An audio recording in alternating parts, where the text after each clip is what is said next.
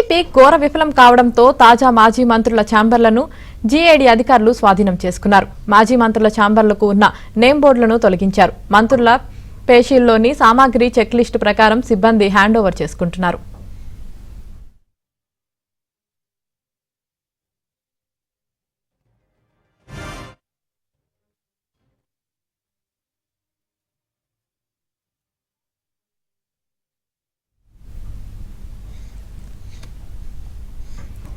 YCP ఘోర విఫలం కావడంతో తాజా మాజీ మంత్రుల ఛాంబర్లను జీఏడీ అధికారులు స్వాధీనం చేసుకున్నారు. మాజీ మంత్రుల ఛాంబర్లకు ఉన్న నేమ్ బోర్డులను తొలగించారు. మంత్రుల పేషీల్లోని సామాగ్రి చెక్ లిస్ట్ ప్రకారం సిబ్బంది హ్యాండ్ ఓవర్ చేసుకుంటున్నారు.